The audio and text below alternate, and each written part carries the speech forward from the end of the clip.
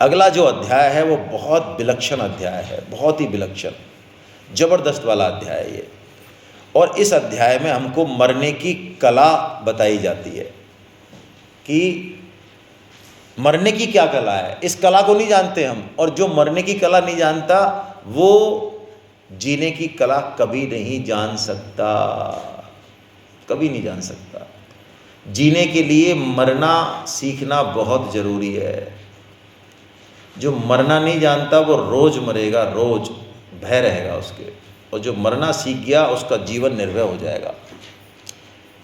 और भगवान की ऐसी कृपा है कि हमको इस मरने की कला को सीख लें तो हम बहुत लोगों का कल्याण कर सकते हैं। तो उस पर चलने से पहले कुछ प्रश्न हैं अर्जुन के। अर्जुन ने कुछ प्रश्न किए हैं भगवान से, 6-7 प्रश्न किए है ना, उनके उत्तर दे रहे हैं भगवान। 6 प्रश्नों के उत्तर तो बहुत शॉर्ट में दे रहे हैं, और 7वें प्रश्न का उत्तर डिटेल में देंगे जिसमें मरने की कला बताई। तो 6 प्रश्न हम जल्दी से देख लेते हैं 2 मिनट में। अर्जुन ने पूछा कि ब्रह्म कौन है। ब्रह्म, ब्रह्म है ना, तो ब्रह्म का शाब्दिक अर्थ होता है जो व्यापक है। तो भगवान ने उत्तर दिया परम अक्षर ब्रह्म है। क्या मतलब? अक्षर तो हम भी हैं। अक्षर मतलब जिसका क्षरण नहीं हो। हमारा क्षरण होता है क्या? शरीर का होता है। हमारा जन्म होता है क्या? शरीर का होता है, हमारा नहीं होता। तो हम तो हैं अक्षर, लेकिन हम ब्रह्म नहीं हैं। भगवान ने कहा परम अक्षर ब्रह्म है, परम अक्षर, उसमें परम शब्द लगाया।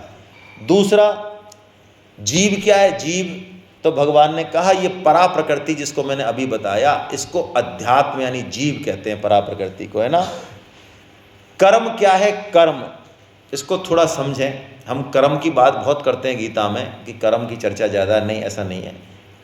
ये कर्म जो है ना, ये भगवान की कृपा से हुआ। सबसे पहले इस सृष्टि में जब कुछ नहीं था, पहले कुछ भी नहीं, कोई प्राणी नहीं, कोई योनि नहीं, अंधकार, कोई न सूर्य चंद्रमा, कुछ नहीं, केवल भगवान थे।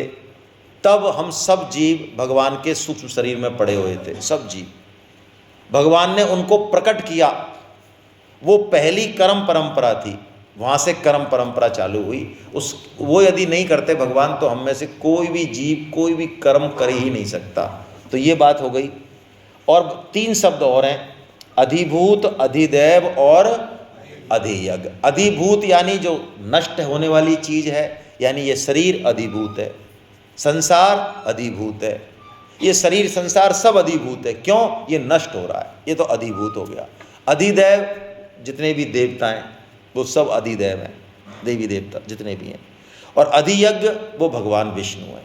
ठीक है, ये परिभाषाएं हो गई, ज़्यादा इसमें नहीं उलझेंगे, हम असली चीज़ को पकड़ते हैं। 7वां प्रश्न ये था अर्जुन का, जिसका उत्तर अब दे रहे हैं भगवान। 6 प्रश्न तो ये हो गए। 7वां प्रश्न ये था कि प्रभु अंतकाल में आप जानने में कैसे आते हैं, यानी जब मेरा अंतकाल आए तो आपको कैसे जानूं मैं उस समय। तो अब भगवान अंतकाल का सिस्टम बता रहे हैं। अंतकाल यानी मृत्यु, मरण। तो आइए पहला श्लोक पढ़ते हैं, बड़े विलक्षण श्लोक हैं दोनों। अंतकाले च मामेव स्मरन् मुक्त्वा कलेवरं यः प्रयाति समद्भावं याति नास्त्यत्र संशया। भगवान कह रहे हैं जो मनुष्य अंतकाल में भी, मैं भी कह रहे हैं, मेरा स्मरण करते हुए शरीर छोड़ता है, वो मेरे स्वरूप को ही प्राप्त होता है, इसमें कोई संदेह। ये और कह दिया भगवान। ये भी कह सकते थे मेरे स्वरूप को प्राप्त होता है, यहाँ खत्म कर सकते थे, नहीं, लेकिन डबल लॉक लगाया भगवान ने। जैसे कि उसमें लगता है ना लॉकर में सिंगल है कि डबल है? हाँ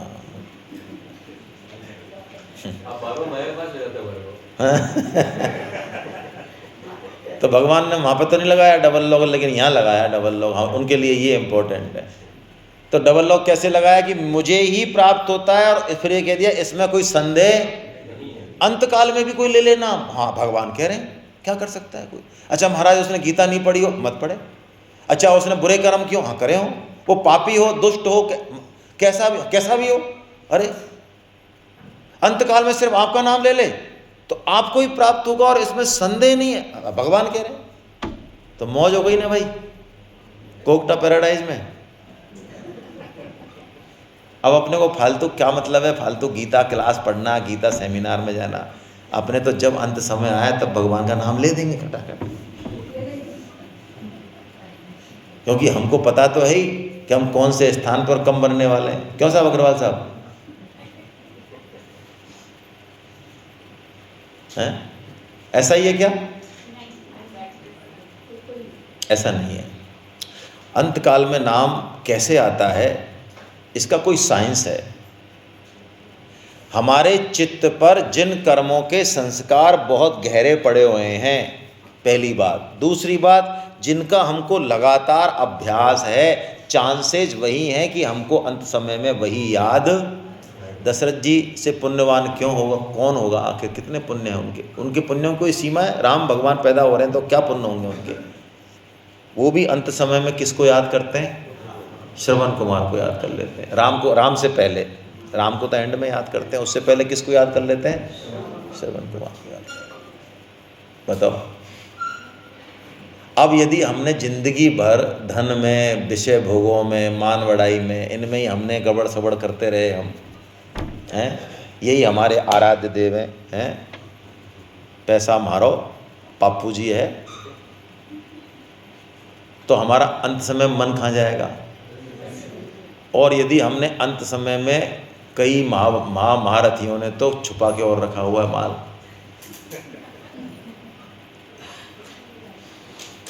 2 प्लॉट तो उधर डाल रखे हैं और 3 सोने की ईंट इधर पठेंक रखी हैं, बिस्किट इधर हैं और किसी को पता नहीं है। ये जो पता नहीं है ना, मेरे को ही पता है, ये चिंतन को बढ़ा देता है लगातार लगातार लगा, और अंत समय में वही आएगा खोपड़ी पे बैठ के। तो अंत समय का क्या मतलब है? स्वामी जी तो एक बात कहते हैं बड़ी जोरदार कि अंत समय वो नहीं है मृत्यु वाला, अंत समय अभी अभी, ये वाला अंत समय अभी। क्यों?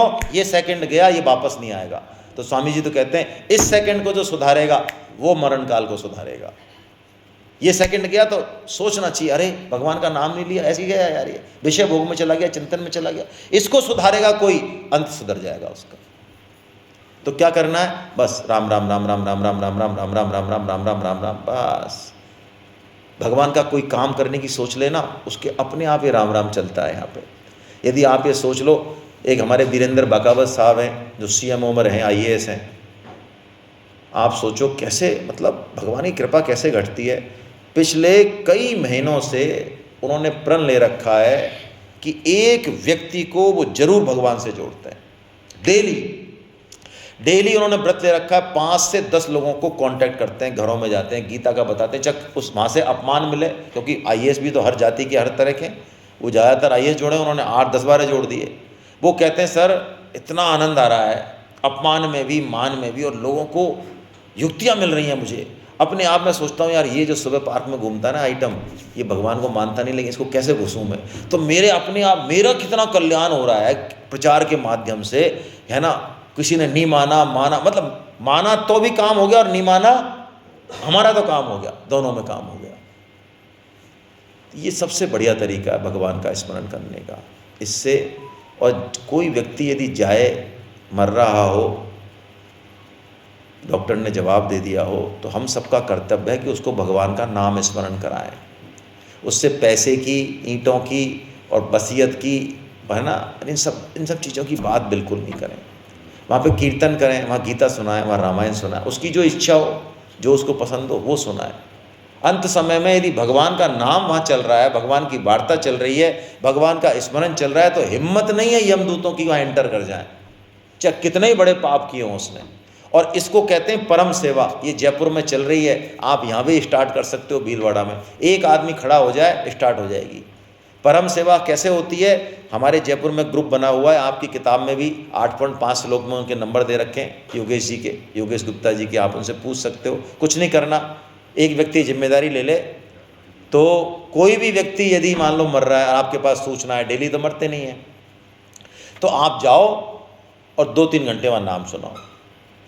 और यदि लोग हैं तो पारी बांट लो, भाई 2 घंटे तू, 2 घंटे तू। हमारे यहाँ तो पारी बन जाती है पूरी, 12, 14, 15 घंटे की। अपने आप लोग जाते हैं 20-20 किलोमीटर, छुट्टी लेके भी जाते हैं, दुकान बंद करके भी जाते हैं। क्यों? एक व्यक्ति भी यदि चला गया और आप उस समय परम सेवा कर रहे हो, तो स्वामी जी कहते हैं अब आपको अपने कल्याण की चिंता नहीं करनी चाहिए।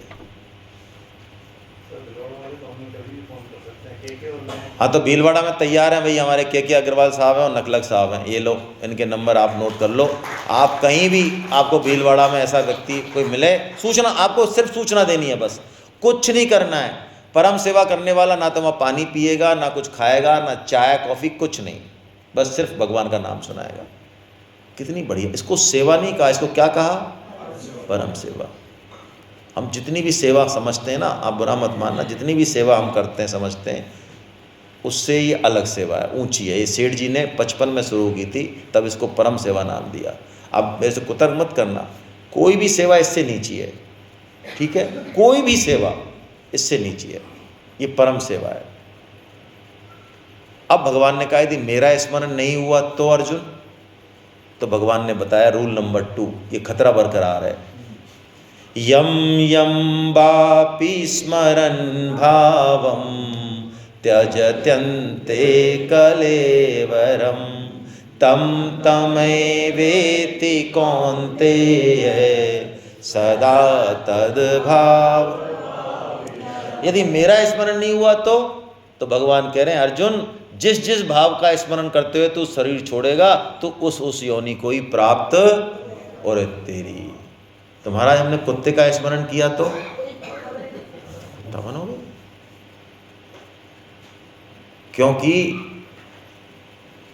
चाहे पति हो, चाहे पत्नी हो, चाहे कोई और हो, वो सब कुछ न कुछ हमको तंग करते हैं, कुछ न कुछ हमको ऐसी बात कहते हैं जिससे उन पर गुस्सा आती है, हमारी नहीं मानते हैं। लेकिन कुत्ता बड़ा वफादार होता है, इसलिए कुत्ता हमारा बहुत प्रिय होता है। वो जान दे देगा लेकिन आपसे दगा, ये गारंटी बोलो किसी और रिश्ते में है?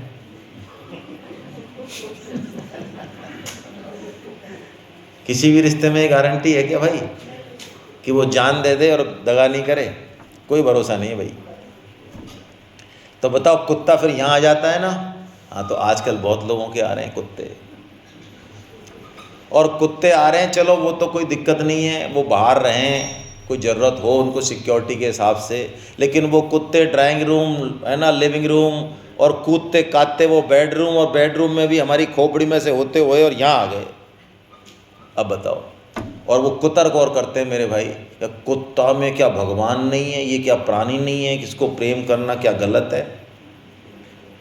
तो कुत्ते से ही प्रेम करना है, और जगह तो कहीं प्रेम नहीं करना है। तो भाई इसमें खतरा ये है, भगवान कह रहे हैं जहाँ जहाँ हमारा भाव जाएगा, स्मरण होगा। यदि कुत्ते से इतना प्रेम है, कुत्ते को सब बना रखा है, धन में प्रेम है, स्वजनों में प्रेम है, ज़्यादातर लोग जाते हैं तो ऐसा समझते हैं अरे भाई साहब अब हम जा रहे हैं, हमारे पीछे हमारे बच्चों का क्या होगा? अच्छा, तेरे बच्चों का? हमारी पत्नी का क्या होगा? हमारे फलाने का क्या होगा? ऐसे रोते हुए जाते हैं। क्यों जाते हैं? क्योंकि हमारे दिमाग में ये गलत फहमी है कि इनका लालन पालन कौन कर रहे हैं? हम कर रहे हैं। यदि हम नहीं कमाएंगे, हमारी नौकरी नहीं होगी, पेंशन नहीं होगी, दुकान नहीं होगी, तो इनका पालन, ये गलत है, झूठ है बिल्कुल। हाँ, ऐसा है कि 20 साल से हमारी पेंशन से और नौकरी से काम चल रहा है, लेकिन वो हमारी से नहीं चल रहा है, लग रहा है ऐसा। आपने कभी मुर्गे को देखा? मुर्गे को बांग देते हुए, तो मुर्गा बांग देता है और उसके आधा घंटे 1 घंटे बाद सूरज भगवान आ जाते हैं, प्रकट हो जाते हैं। तो मुर्गे को ये गलतफहमी हो जाती है, मुर्गे को, कि यार मैं बांग देता हूँ तो ये सूरज भगवान निकलते हैं। तो एक दिन वो ये सोचता है कि यदि मैं बांग नहीं दूँ तो बोलो सूरज भगवान निकलेंगे नहीं निकलेंगे? तो बस वही सोच है हमारी कि मैं नहीं रहूँगा तो यदि स्वजनों में, घर वालों में, धन में आसक्ति है तो हमारी दुर्गति होगी। इस श्लोक के हिसाब से हम उसी घर में सांप, बिच्छू, कॉकरोच, बिल्ली, कुत्ता बनने वाले हैं। और आप देखते होंगे हमारे घरों में कई प्राणी, जीव जंतु, वो हमारे हटाने से जाते नहीं हैं, लौट लाट के वहीं आ जाते हैं। कौन है वो?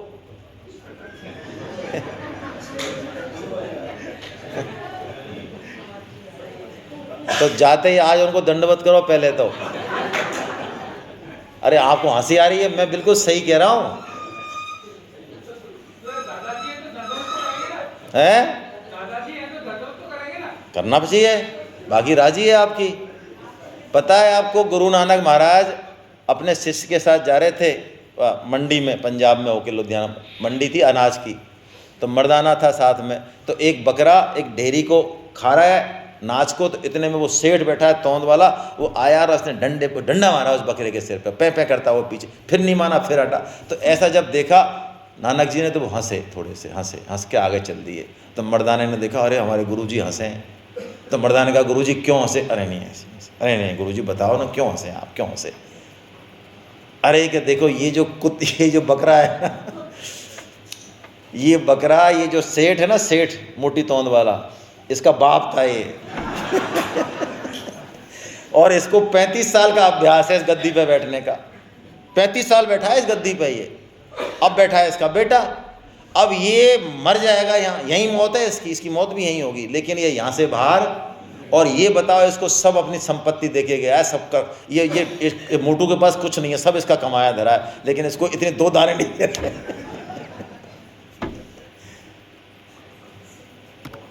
तो क्या करें भाई, ये है जीवन जीने की कला। मरने की कला बता के अब भगवान ने बताई जीवन जीने की कला। ये एक सूत्र पूरी गीता को है, एक सूत्र में पूरी गीता आ जाती है, art of living, art of life. इसको उतारें बिल्कुल जीवन में, यहाँ से गीता को एकदम धारण कर लें। तो क्या करें, अब भगवान हमको करणीय तत्व बता रहे हैं। तस्मात् सर्वेषु कालेषु मामनुस्मर युद्ध च मयि अर्पित मनो बुद्धिर् मामेव शशि संशयम्। तस्मात् इसलिए, सर्वेषु कालेषु कहा भगवान ने, 24 घंटे हैं, 24 घंटे, हाँ सोएं जब भी, हाँ सोएं जब भी। माम अनुस्मर, ओहो क्या बढ़िया, अनुस्मर कर मेरा, स्मरण नहीं कहा, क्या कहा? अनुस्मरण, स्मरण के पीछे स्मरण, स्मरण टूटे ना, और युद्ध कर। ओ तेरी, क्या बढ़िया बात। ये है फिलॉसफी लाइफ की। पहले हम मिठाई बनाते थे ना, तो वो बनाते थे क्या, चाशनी। तो चाशनी को माताएं मैंने थोड़ा देखती थी कि वो तार टूटना नहीं चाहिए, 1 तार की 2 तार की बनती थी ना पहले। ऐसे मुंडी हिला रहे हो, तुम्हें बनाई है? बनाते हो? अच्छा बनाते हो, फिर तो हिला लो भाई। मैं कि कोई नई फौज ऐसी हिला रही है, और वैसे तो मस्त सोडानी से 5 किलो उठा लाते हैं पट्टे, चाशनी ज़िंदगी में नहीं बनाई, और हाँ ऐसा करते हैं। बनाइए फिर तो हिलाओ। तो उसमें चाशनी मतलब तार वाली का मतलब है कि वो टूटेगा नहीं, वो टूटेगा नहीं, है ना, तार टूटेगा नहीं, ठीक है। तो ऐसे अनुस्मरण का मतलब है कि लगातार स्मरण रहे, लेकिन क्या है, युद्ध चय, ओहो युद्ध भी रहना चाहिए साथ में। यानी हमारा जो भी कर्तव्य कर्म है, देश के, समाज के, घर के, परिवार के, ऑफिस के, वो कर्तव्य कर्म भी प्रायोरिटी पे रहेगा, वो चलेगा, ये सब कॉन्शियस में चलेगी ये बात। जैसे भागवत यदि हम देखें, मुझे वही उदाहरण याद आया अचानक। यशोदा जी का चित्रण कर रहे हैं सुखदेव जी महाराज। यशोदा माँ जिनके 9 लाख गायें हैं, सैकड़ों दास दासियाँ हैं जिनके, हजारों, वो यशोदा माँ अपने कन्हैया के लिए यदि मक्खन निकालना है तो खुद ही तो दूध जमाती हैं, खुद ही दही को उसमें करके, और खुद ही वो उसको बिलो रही हैं। उसका चित्रण किया, बड़ा प्यारा श्लोक बोला उन्होंने सुखदेव जी महाराज ने, कि कैसे उन्होंने लहंगा पहन के और कस के बांध रखा है और करके, और वो मक्खन निकालने की प्रक्रिया कर रही हैं। तो कैसे कर रही हैं, हाथ से मक्खन निकल रहा है, मुँह से भगवान श्री कृष्ण की लीलाओं का गान हो रहा है, और मन ऐसा आप्लावित है, उनके दूध की धार बह रही है, चिंतन हो रहा है लीलाओं का, बुद्धि से चिंतन हो रहा है। यानी उनकी 5 इंद्रियां, मन, बुद्धि, अहंकार, सब किस में लग रहा है, कृष्ण में लग रहा है। ये है भाई। कितनी भी कैसी परिस्थिति हो, ऑफिस में हो, कहीं भी हो, बिल्कुल यथा योग्य उसका काम करें, प्रतिकार भी करें, डांटना हो, फटकारना हो, सब काम होंगे, लेकिन अंदर से ये तार टूटे ना, बस यही है असली चीज़। संत जो है, लगता है बहुत क्रोध कर रहे हैं, क्रोध के दौरान भी उनके अंदर प्रेम का सोता बहता रहता है। विवेकानंद जी एक बार जब जा रहे थे ट्रेन में, तो 2 पादरी मिले, क्रिश्चियन धर्म, ये क्रिश्चियन और मोहम्मदन इन दोनों धर्मों का बस यही एक खतरनाक बात है इनमें कि ये दूसरे को देखना नहीं चाहते एनी कॉस्ट उसका। तो पादरी ने जैसे ही विवेकानंद जी की वो ड्रेस देखी भगवा और केसरिया, तो वो लगे इंग्लिश में बकवास करने, गालियाँ देने। उनको समझा था इसको शायद इंग्लिश नहीं आती होगी, तो वो सुनते रहे, उनको तो इंग्लिश आती थी।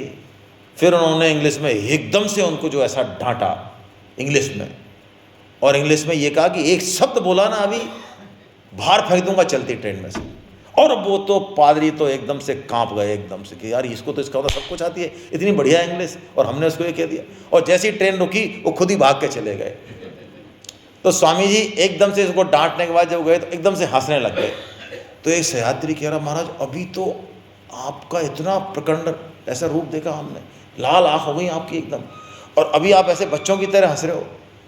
तो उन्होंने कहा भाई ये मेरे जो मन की चाबी है ना, ये मैंने पादरियों को थोड़ी दे रखी है, ये चाबी मेरे पास खुद के पास है। मैं चाहूँ जब गुस्सा होऊंगा, चाहूँ जब हंसूंगा। है हरे कृष्णा हरे कृष्णा